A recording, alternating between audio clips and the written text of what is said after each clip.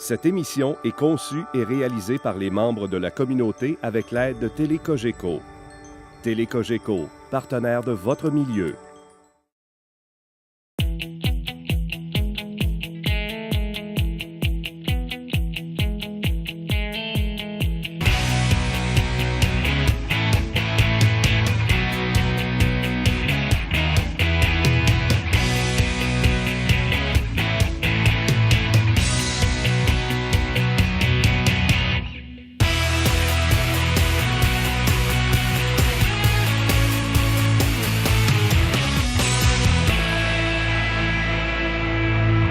Bonjour, mesdames et messieurs, bienvenue à Zone scolaire. Aujourd'hui, nous sommes dans le quartier Saint-Georges, à l'école Saint-Julien. Mais d'abord, allons rencontrer Roxane Thibault à ce bureau de la commission scolaire.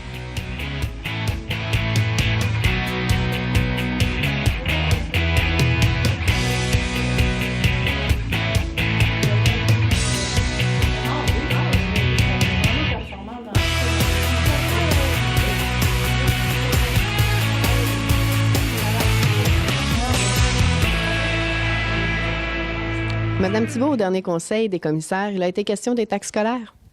Oui, étant donné que le gouvernement a décidé de nous couper la péréquation, c'était important d'expliquer aux commissaires à quoi consistaient les taxes scolaires.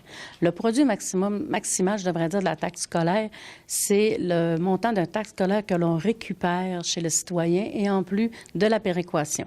Cette péréquation-là est due à un manque à gagner. Notre taxe scolaire nous permet aussi de couvrir nos frais administratifs des bâtiments, une certaine partie aussi sur le transport scolaire, notre fonctionnement. Autrement dit, c'est pour l'administration. Ce qui veut dire, c'est que lorsqu'on récupère nos taxes, on a un certain montant où on va chercher et le ministère fait un calcul en disant tant par élève avec le nombre qui donne, eux, un montant qu'ils donnent par élève. Et fait que ce montant-là n'équivaut pas à notre montant qu'on va chercher en taxes. Fait qu'il équilibre en donnant la péréquation. Et le ministère a décidé cette année de couper la péréquation. C'est un manque à gagner pour nous de 3 900 000. On a quand même 2 ans pour récupérer le montant, ce qui veut dire que l'année prochaine, on a à aller chercher 1 950 000. Le 1 950 000, il nous suggère, c'est certain qu'on ne peut pas, avec toutes les coupures qu'on subit depuis déjà 4 ans, la 4e année, on ne peut pas aller chercher dans nos frais. On va toucher vraiment le service à l'élève et déjà là, on a encore 1 281 000 à aller chercher cette année. Ça fait qu'imaginez-vous, depuis quelques années, c'est environ 4 millions qu'on va chercher. Il faut trouver une façon plus originale. Sur vos taxes scolaires, si vous vérifiez, vous avez quand même un crédit que le ministère avait accordé. Quand les rôles d'évaluation en 2007 ont eu une augmentation volumineuse, c'était vraiment... fait qu'ils nous avaient accordé un crédit. Ça veut dire que ce crédit-là, attendez-vous qu'il va être réduit ou pris en totalité.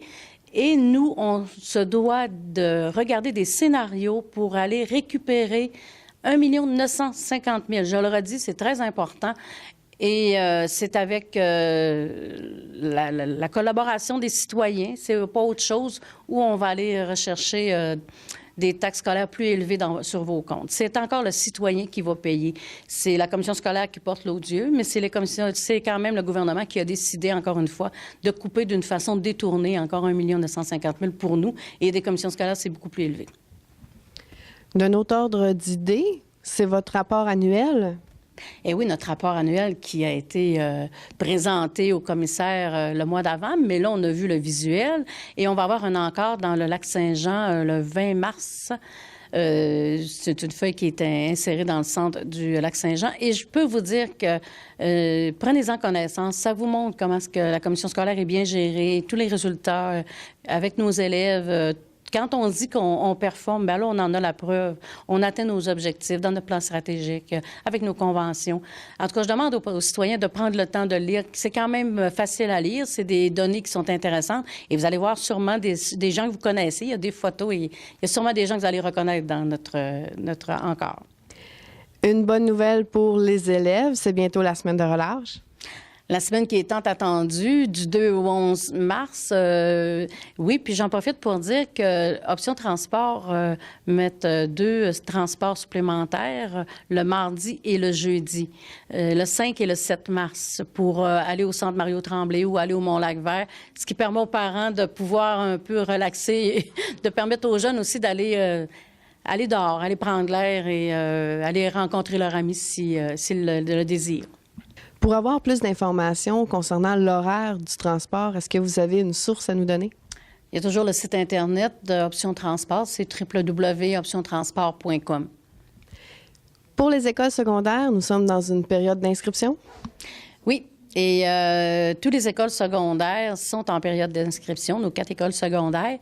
Le site pour aller voir les programmes, les formations qui se donnent dans nos écoles, qui sont différentes d'une école à l'autre, c'est www.je-choisis-mon-école-secondaire.com. Et il y a toujours moyen aussi de communiquer avec les écoles. Si des fois, il y a des programmes qui vous intéressent, parce qu'il faut dire que sur le site, on ne peut pas tout mettre l'information. Puis il y a toujours moyen, vous communiquer avec l'école. Et si vous voulez de l'information, ils sont très ouverts à vous répondre. Puis allez voir dans vos écoles, allez questionner s'il y a des choses qui vous intéressent, parce que vous savez qu'on offre la possibilité à tous les jeunes du territoire d'aller dans l'école qu'ils veulent. Que ce soit un jeune du secteur sud pour aller au secteur nord, on regarde toujours la possibilité des transports et c'est intéressant de voir qu'il y a des jeunes qui prennent le temps de regarder, de s'informer pour avoir un cours vraiment qui les intéresse. Ça fait que j'invite aux jeunes et aux parents de bien vouloir regarder le site et de s'informer. Pourquoi choisir une école plutôt qu'une autre? Pour un choix ou un besoin de l'élève.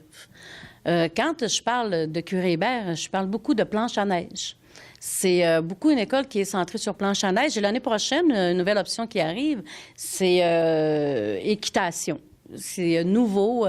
Je sais qu'on a essayé de le développer à plusieurs places, mais là, équitation, c'est un endroit idéal. Je pense qu'ils ont tout ce que ça prend pour intéresser un jeune. Puis écoute, c'est une belle option, là. On sort un petit peu des sentiers battus. Moi, je trouve que c'est intéressant pour le parent qui met un peu d'argent. C'est quand même des choses dispendieuses. Quand ils ont la chance de le faire avec l'école, c'est quelque chose qui est intéressant pour le jeune aussi. Ensuite, si je vous parle de l'école Camille Lavoie. Camille Lavoie a toujours été une école avec beaucoup de théâtre et dans les arts, et, la communication, la radio et ces choses-là. Fait que là aussi, on a des jeunes qui ont besoin de communiquer, qui ont besoin de ces choses pour se valoriser. Fait que c'est intéressant. Quand un jeune veut aller en communication et faire du théâtre, et ils ont une semaine de théâtre, ils axent vraiment beaucoup sur le théâtre, Camille Lavoie. Si je m'en vais à Jean Gauthier, c'est une école qui, depuis 5 ans, pas 10 ans, 5 ans, donne ressources phoniques. Ressources phoniques, ce qui permet à des jeunes qui ont moins d'intérêt pour l'école, en même temps, c'est certains qui ont de l'académique, mais qui les fait sortir dehors, qui leur montre comment vivre dans le bois, reconnaître les cris d'oiseaux, la chasse, la pêche. Puis on le sait que dans le secteur nord, c'est un secteur pour ça, la chasse et la pêche, et c'est quelque chose d'intéressant. Et l'école Jean Gauthier est une des écoles qui a été retenue comme projet pilote pour le programme entrepreneurial.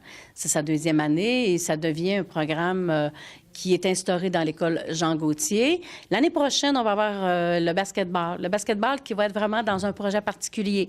Quand on a un projet particulier, ça veut dire que les jeunes de tout le territoire de la commission scolaire peuvent s'inscrire dans ce projet.